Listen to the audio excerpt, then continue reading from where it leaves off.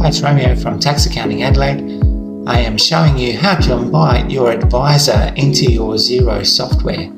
Wherever you are in the Xero, make sure you're inside your organisation and then press Accounting and then Advanced.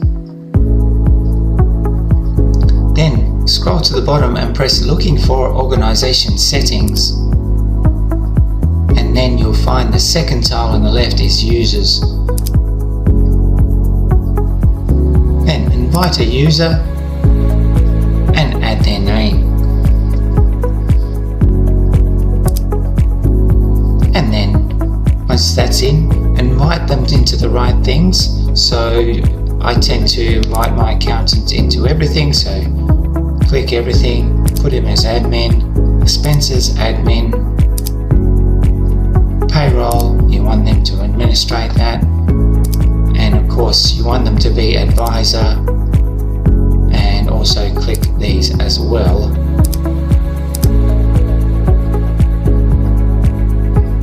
And if possible, click manage users if you'd like them to manage the users. Once that's ready, press send invite and they will receive the invitation. Thank you.